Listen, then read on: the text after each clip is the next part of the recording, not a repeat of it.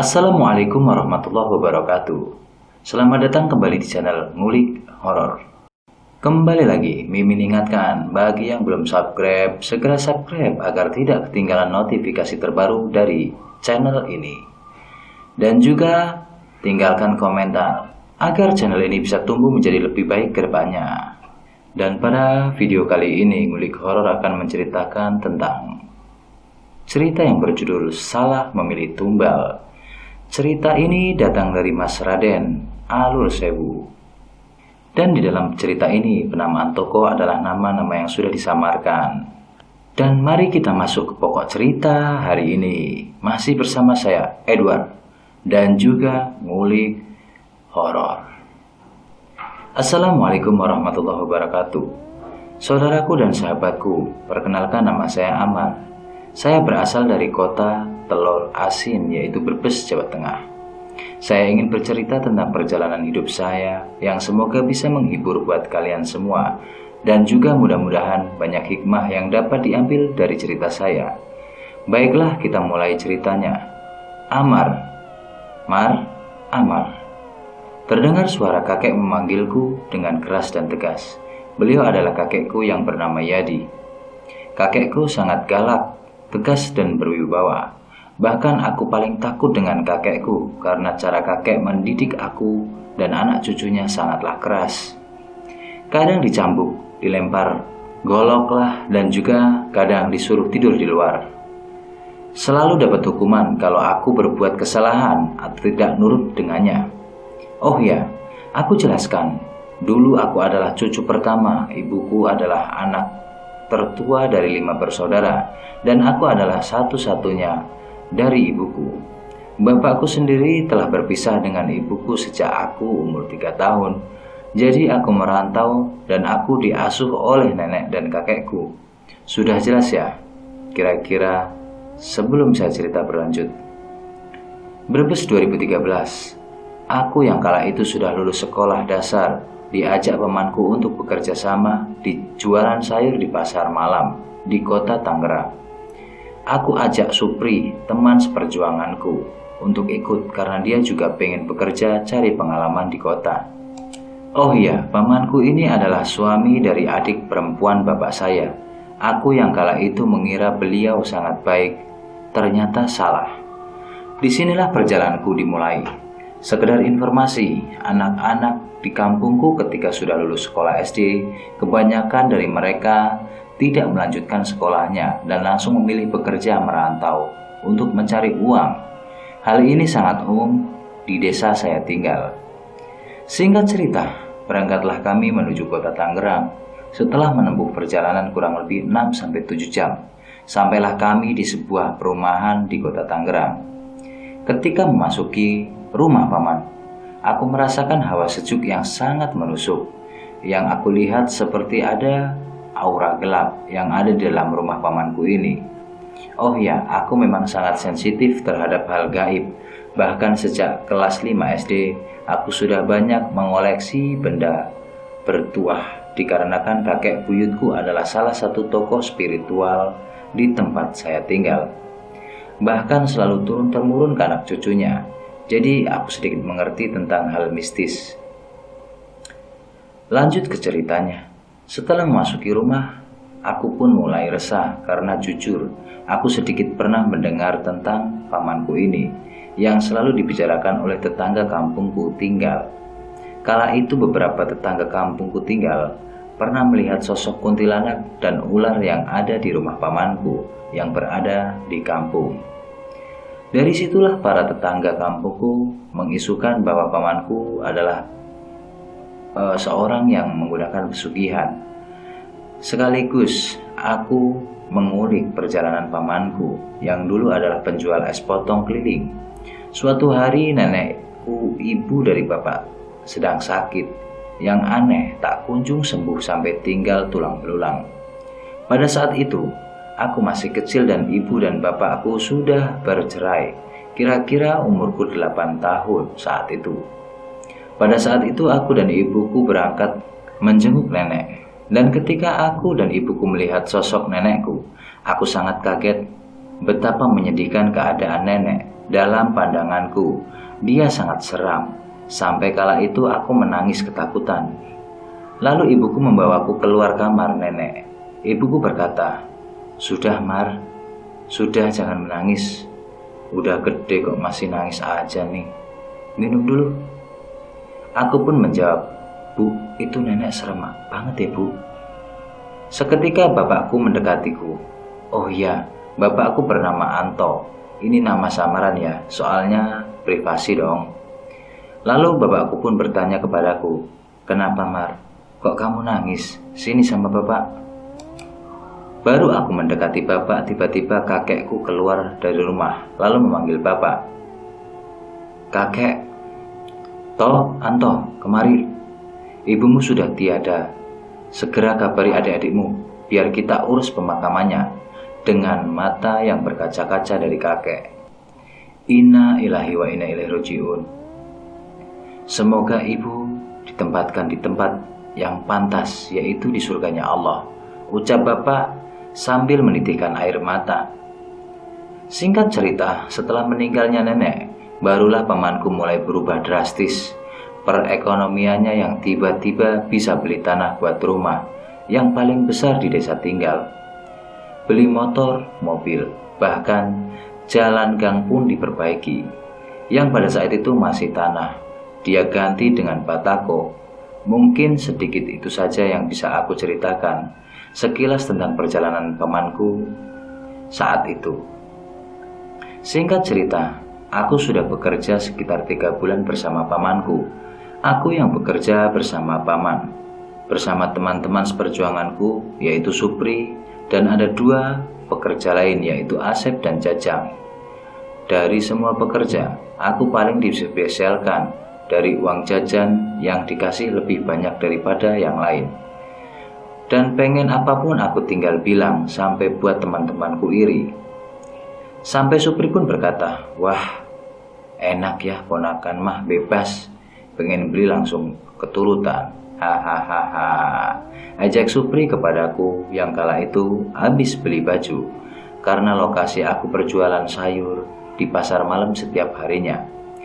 Lalu aku pun menjawab, "Iyalah, rezeki anak soleh." Kakak ledekku kepada Supri. Sampai di suatu hari pas waktu asar, aku jongkok di depan kamar mandi, sedang mengantri mandi, menunggu giliran dari teman-temanku.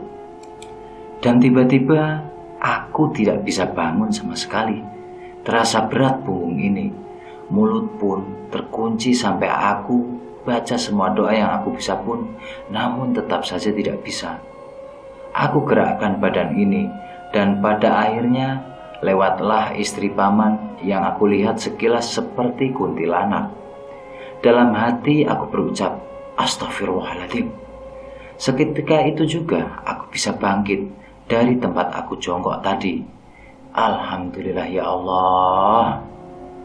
Lalu aku pun buru-buru masuk ke kamar mandi, dan saat aku menutup pintu kamar mandi, seketika aku seperti orang buta. Gelap-gelap, sangat gelap. Badanku pun berasa lemas. Lalu aku baca ayat kursi dan doa yang aku bisa. Alhamdulillah, tak lama mataku pun pulih kembali. Dalam hatiku, aku berucap, "Alhamdulillah ya Allah." Tak terasa keringat dingin bercucuran di tubuhku. Aku pun berucap, ada yang gak beres ini. Lalu aku pun bergegas untuk menelpon ibu sejenak sebelum berangkat jualan sayur di pasar malam. Ku ambil HP dan aku telepon ibuku. "Assalamualaikum Bu." "Waalaikumsalam. Ada apa Mar? Tumben telepon jam segini." Lalu aku pun ceritakan semua kejadian yang aku alami barusan. Lalu ibu berkata, "Nanti ibu cari tahu dulu ya nak. Kamu yang hati-hati di situ. Jangan lupa sholat dan berdoa. Dan satu lagi, mulai sekarang jangan pernah menerima pemberian dari pamanmu. Tolaklah semua cara halus sebisamu agar pamanmu tidak curiga. Ibu merasa ada yang gak beres dengan pamanmu," ujar ibu.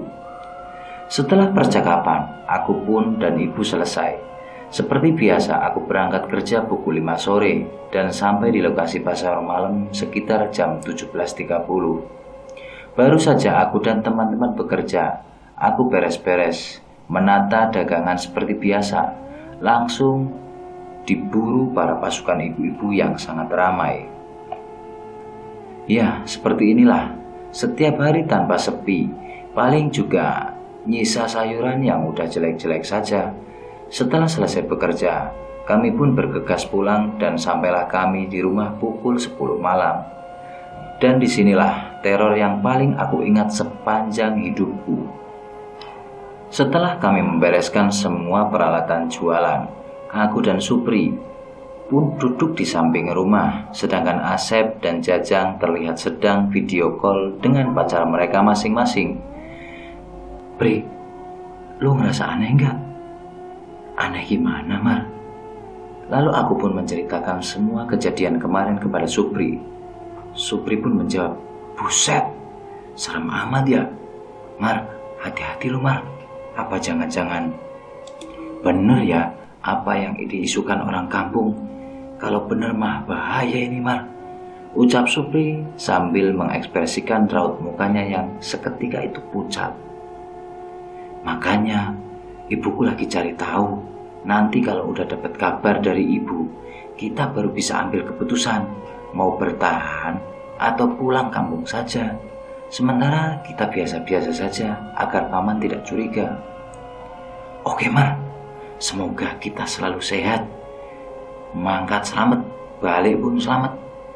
Begitu, Mar, ucap si Supri. Amin. Ya sudah, aku ngantuk nih, Pri. Aku duluan tidur ya. Ya wis, mana turu? Aku ya mungkin sebentar lagi, Mar. Aku pun masuk untuk beristirahat dan aku lihat si Asep dan Mas Jajang sudah terlelap. Kami tidur berempat di sebuah kasur lantai. Segera aku rebahkan tubuhku karena sangat lelah setelah rutinitas bekerja yang melelahkan. Dan tak lama aku pun segera tertidur. Dan saat mulai terlelap, tiba-tiba seperti ada yang menarik kakiku. Dan ketika aku menoleh, betapa kagetnya aku. Yang aku lihat adalah sosok kuntilanak dan anak kecil menarik-narik kakiku. Dan yang membuat aku kaget, aku melihat tubuhku yang sedang tertidur. Dalam hati aku berucap, apakah aku sudah mati buat tumbal pesugihan? Ya Allah. Di dalam wujud roh, aku berpegangan pada tubuhku yang sedang tertidur sambil aku baca doa yang aku hafal, yaitu ayat kursi, Al-Falaq, Al-Anas, dan lain-lain. Alhamdulillah, tak lama aku tersadar dan keringat dingin bercucuran di seluruh tubuhku. Seketika aku ambil segelas air putih dan keluar rumah. Lalu detik itu juga, pada jam 1 malam, aku mencoba telepon ibuku. Lama sekali tidak ada jawaban. Aku coba telepon berulang-ulang kali. Akhirnya, alhamdulillah, telepon pun diangkat oleh ibu. Assalamualaikum, Bu. Ibu. Waalaikumsalam. Ada apa, Mar? Kok malam-malam kamu telepon? Apa yang terjadi? Tanya ibuku. Aku jelaskan semuanya pada ibu kejadian yang aku alami barusan. Keterlaluan ini. Udah darurat, Mar. Ibu juga sudah tahu bahwa pamanmu melakukan pesugihan. Sekarang ambil air di gelas lalu kasih garam. Gak usah terlalu banyak. Bacalah ini. Lalu minum dan kamu istirahat. Jangan lupa berdoa dulu sebelum tidur. Sudah, jangan panik. Besok ibu suruh Mas Herman jemput kamu. Iya, Bu.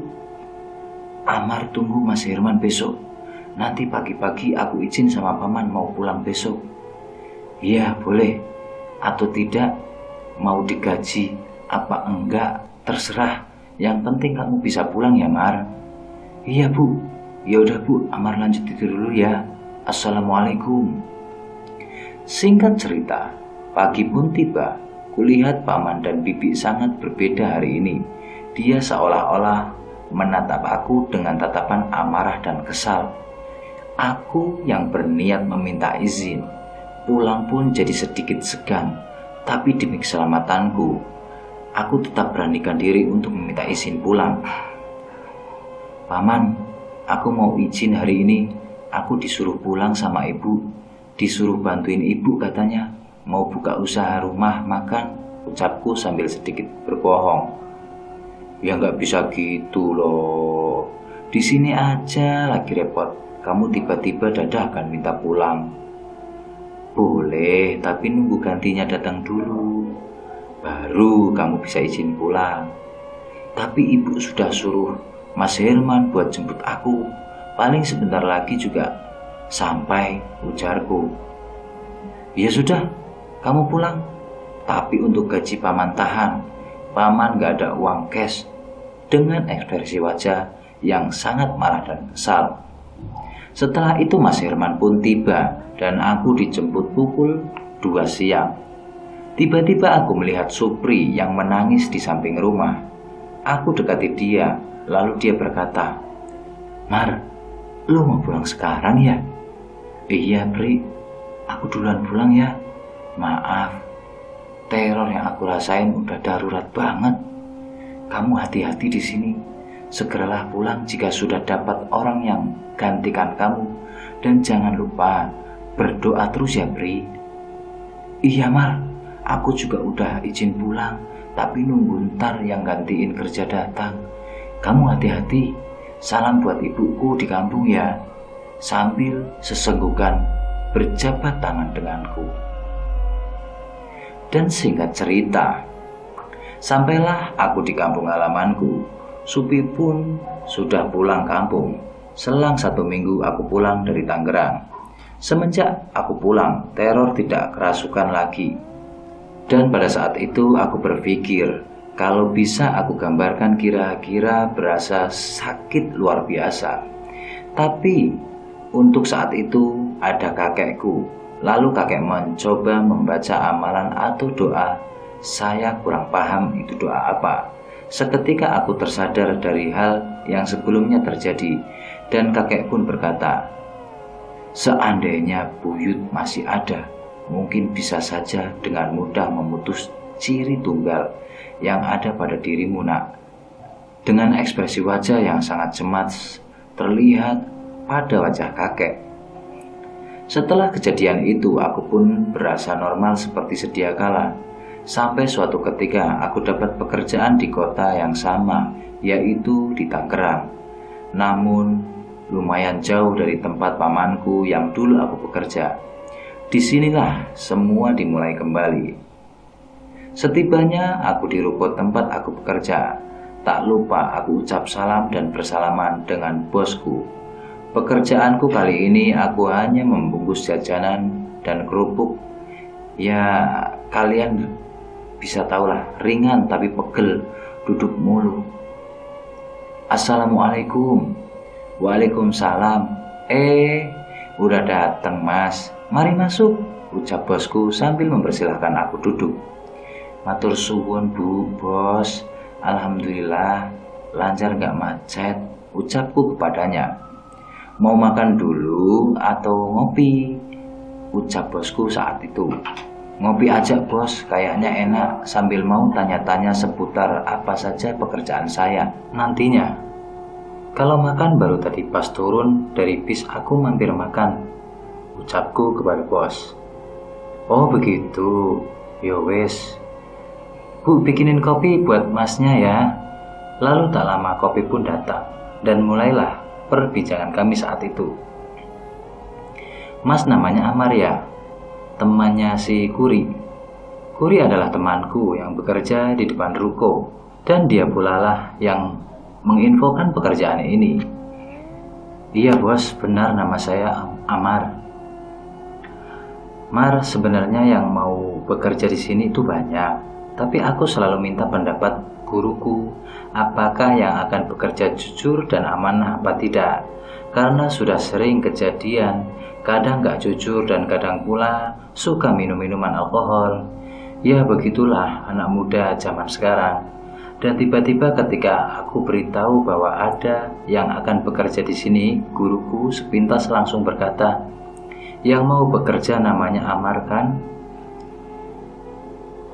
Dengan kaget, aku menjawab, "Iya guru." Dan baru aku mau bertanya di mana beliau tahu tiba-tiba beliau ucap sebelum aku bertanya lagi, "Sudah, jangan banyak tanya lagi, terima saja pemuda yang bernama Amar tersebut. Dia anak yang jujur, amanah. Hanya saja ada hal lain yang harus aku lakukan untuk kebaikan pemuda tersebut," ucap guruku kepadaku. Setelah mendengar perkataan dan penjelasan dari bos aku tersebut, aku pun sedikit dibuat penasaran dan heran. Ada apakah pada diriku ini? Sesekali dalam hatiku, perasaan dengan sosok guru dari bosku itu, menurutku dia bukan secara kebetulan bisa tahu namaku dan sedikit tentang hidupku.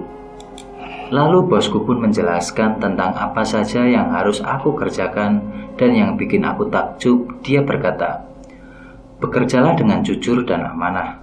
Jangan pernah sekali saja kamu tinggalkan sholat. Utamakan ibadah. Jika kamu tidak menjalankan ibadah selama bekerja di sini, lebih baik kamu pulang dan tidak usah bekerja di sini lagi. Dan ingat Mar, jangan melakukan ibadah karena peraturan dari saya, tapi niatkanlah karena Allah Subhanahu wa Ta'ala.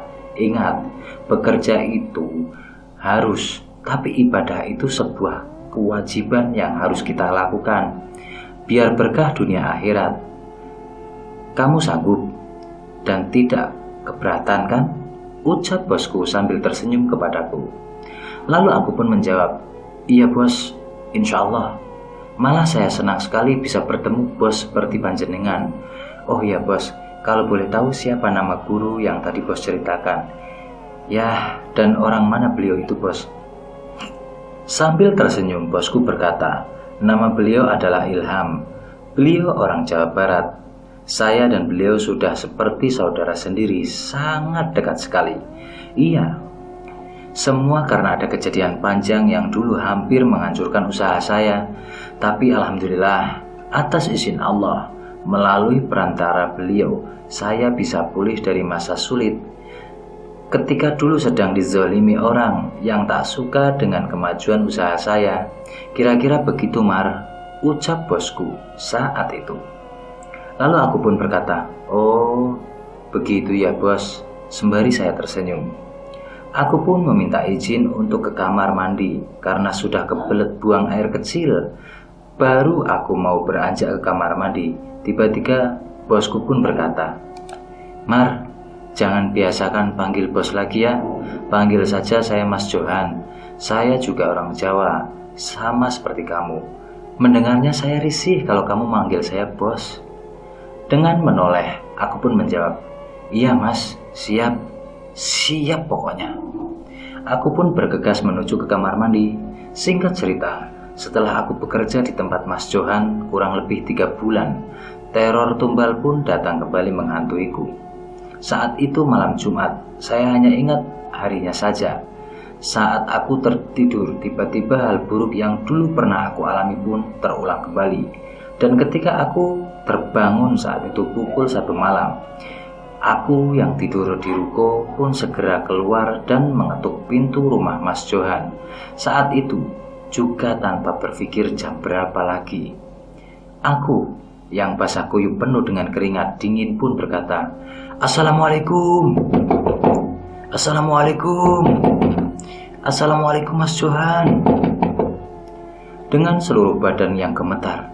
Tak lama Mas Johan pun keluar membukakan pintu. Lalu Mas Johan pun bertanya, "Ada apa Mar? Kok kamu basah kuyup kayak orang ketakutan gitu? Coba duduk sini dulu dan jelaskan, kamu kenapa?" Mas, aku mau mati mas. Aku mau mati mas." Terus aku ulangi kata-kata itu berkali-kali.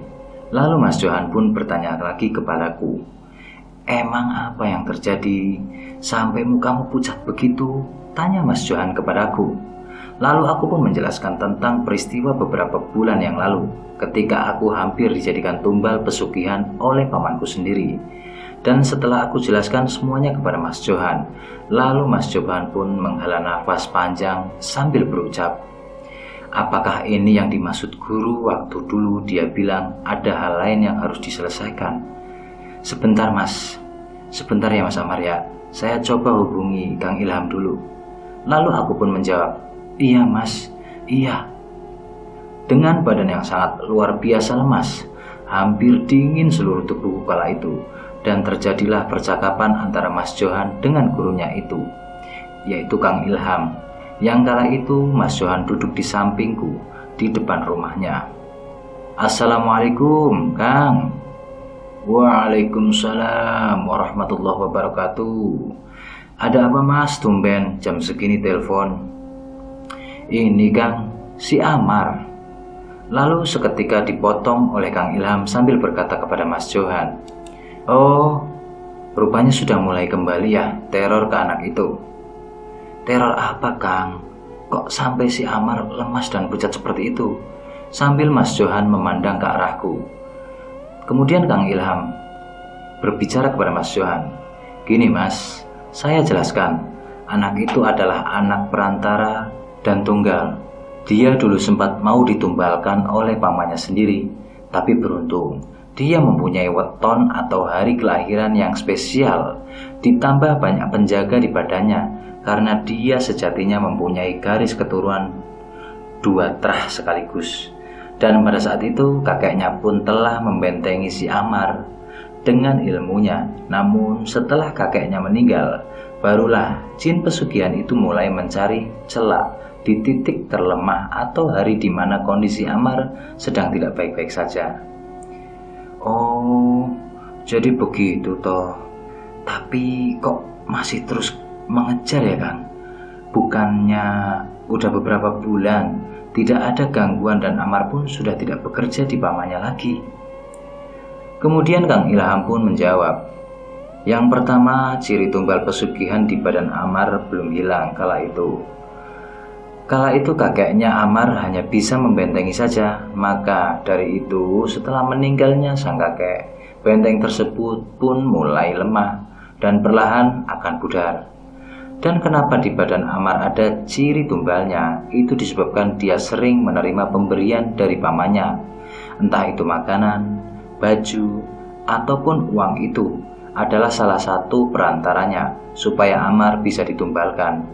Dan kenapa saya bilang dulu ada hal yang harus aku selesaikan, ya ini salah satunya alasannya. Oh, jadi begitu toh.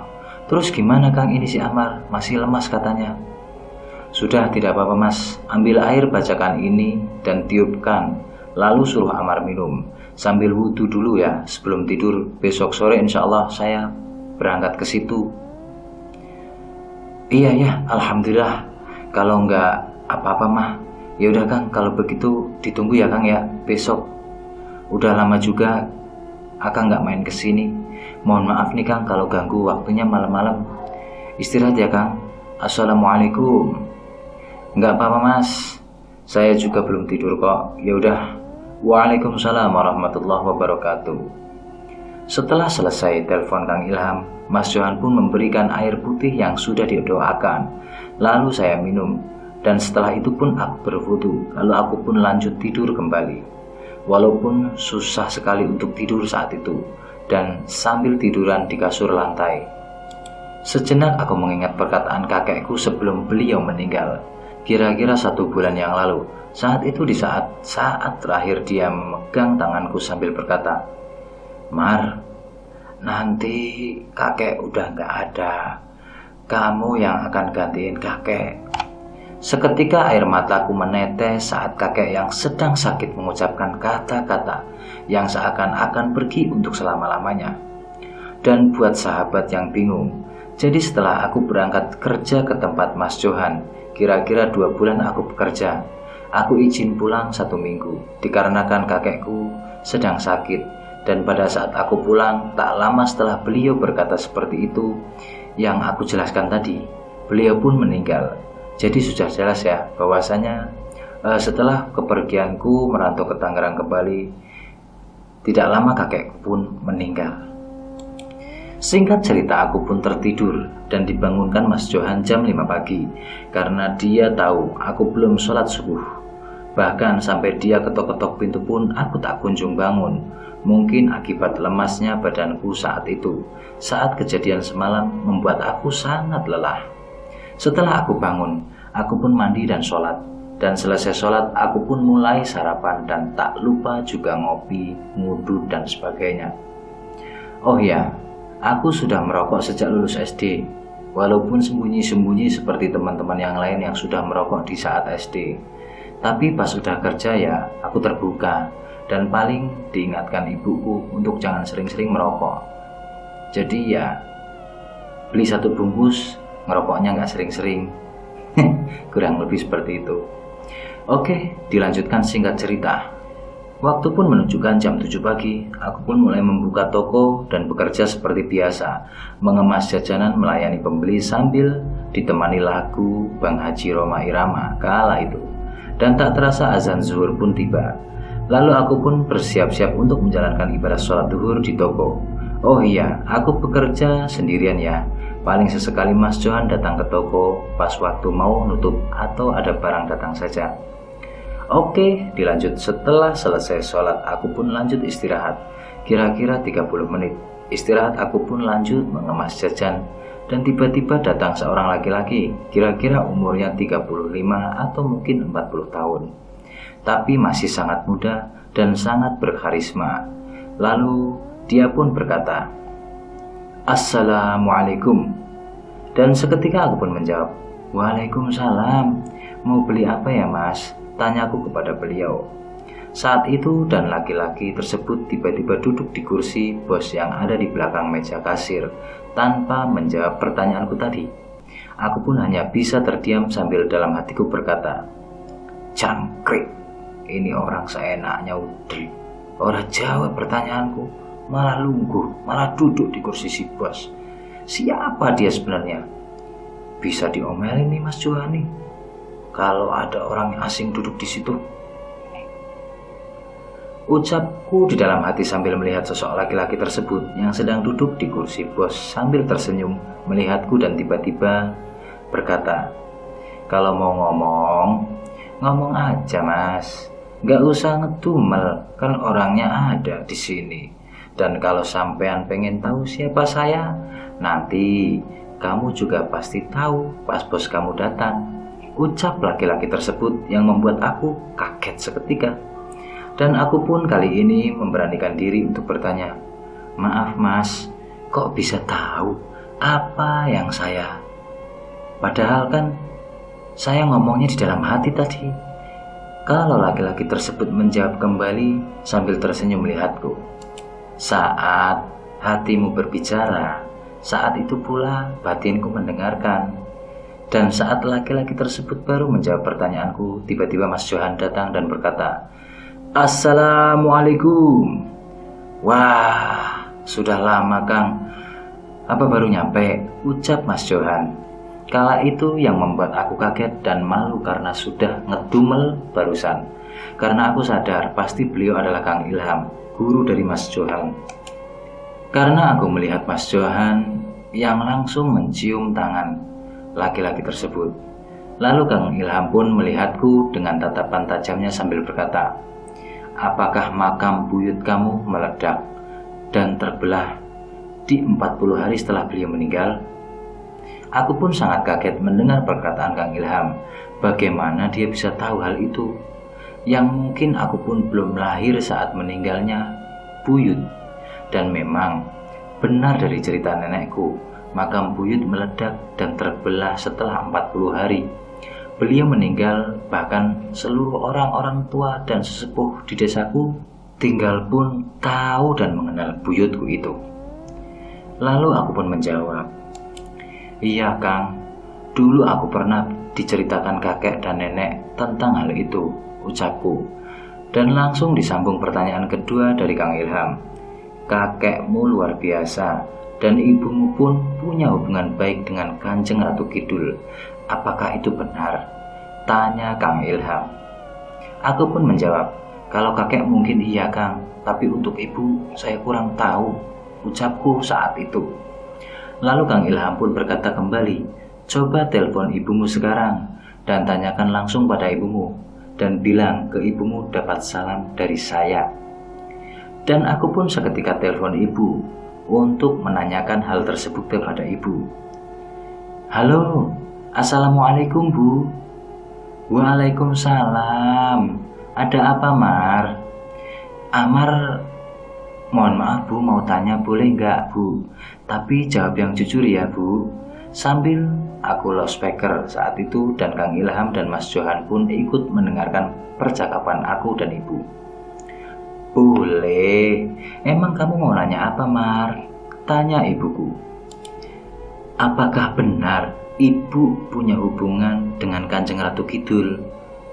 "Kata siapa Mar? Kok kamu tumben nanya hal seperti itu ke ibu?" "Kata Kang Ilham Bu, beliau gurunya Mas Johan. Beliau juga tahu tentang keluarga kita. Bahkan sampai makam buyut yang terbelah pun beliau tahu Bu."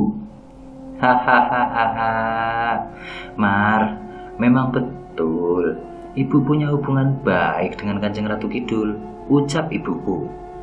"Salam buat Kang Ilham ya Mar. Ibu ada yang beli, gampang nanti dilanjut lagi ngobrolnya," ucap ibu yang kala itu memang sedang bekerja di warteg. "Oh iya Bu, dah. Assalamualaikum. Hati-hati ya Bu kerjanya," ucapku. Dan setelah itu Kang Ilham pun tersenyum kembali dan berkata, "Benar kan Mar?" "Iya Kang, benar," ucapku kepada Kang Ilham. Aku kagum kepada kemampuan Kang Ilham yang sulit aku cerna dengan akal dan logikaku saat itu. Lalu Kang Ilham pun kembali berkata, "Sudah, jangan terlalu difikirkan ya Mar. Oh iya Mas Johan, nanti setelah Isya tutup aja tokonya ya. Dan nanti aku pinjam ruang tamu dan gelar tikar juga ya, bakal ada tamu soalnya." Dan Mas Johan pun mengiyakan perkataan Kang Ilham tersebut. Dan singkat cerita waktu itu, Isya pun telah tiba. Kututup toko dan sholat Isya terlebih dahulu. Dan setelah selesai sholat Isya, aku pun ke rumah bos yang berada pas di belakang toko tempatku bekerja. Aku lihat sudah ada Kang Ilham, Mas Johan, dan Pak RT yang juga ada di dalam rumah bosku itu. "Assalamualaikum," yang langsung dijawab mereka bertiga. "Kang Ilham, sudah sholat Isya Mar?" "Alhamdulillah, sudah Kang," jawabku. "Sudah mandi?" "Ya sudah atuh Kang, masa udah sholat belum mandi?" ucapku sambil bingung dengan pertanyaan beliau. "Mandi lagi Ki, biar seger. Pakai air ini harus habis dan jangan ditambahkan air lagi. Dan bacalah ayat ini ya. Dan pejamkan mata, mulailah dari kepala terlebih dahulu ya." "Iya Kang," sambil aku ambil air di ember yang sudah terdapat bunga 7 rupa di dalamnya. Segera aku menuju kamar mandi dan melalui kamar mandi itu aku mandi. Saat itu kira-kira pukul 20 malam. Dan setelah aku selesai mandi, aku kembali ke rumah Mas Johan dan seketika aku melihat sudah ramai orang di sana. Dan kulihat di pinggir jalan sudah ada beberapa mobil tamu tersebut.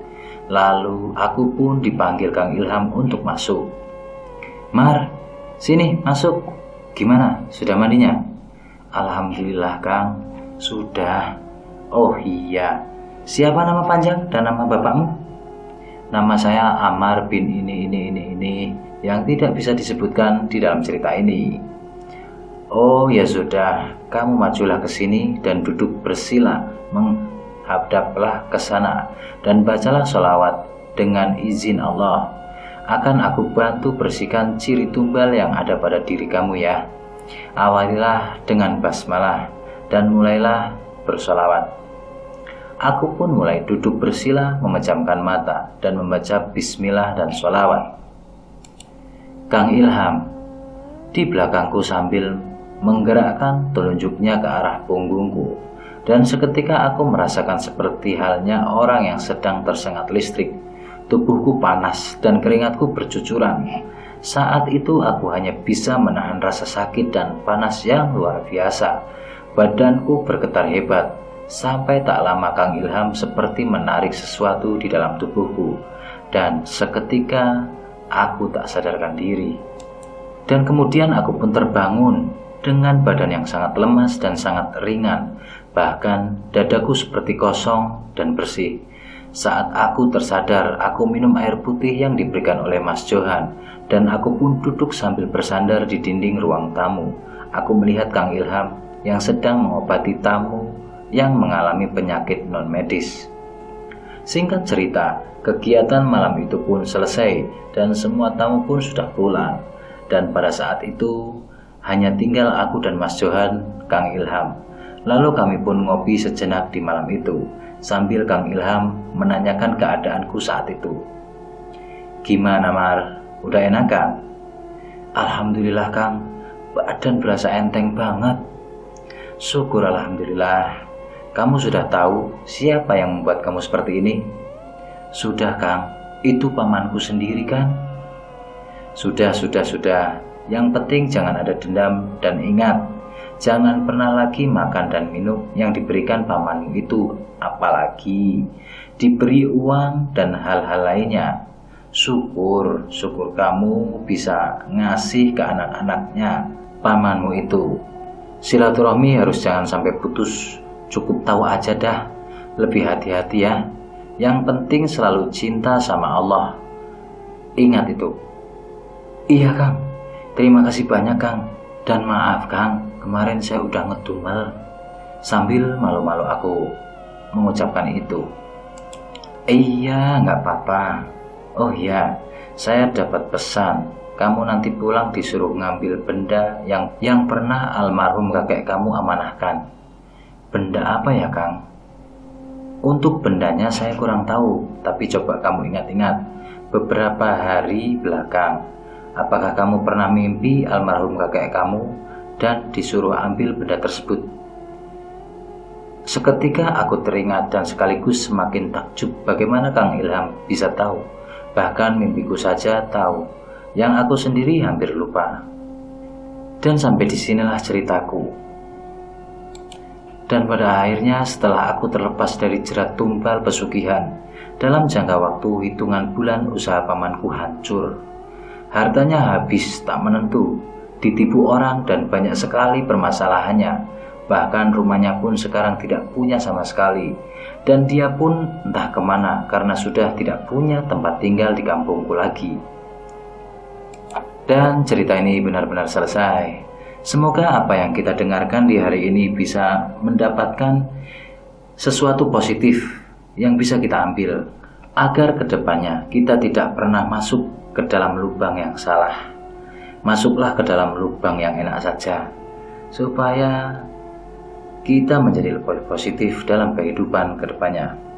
Terima kasih kepada para sahabat ngulik horor yang setia mendengarkan cerita ini sampai selesai. Jangan lupa saya ingatkan lagi untuk klik like, komen, dan juga berikan komentar-komentarnya positif agar channel ini tumbuh semakin maju ke depannya. Masih bersama saya Edward, tunggu di cerita ngulik horor berikutnya. Ngulik horor. Wassalamualaikum warahmatullahi wabarakatuh.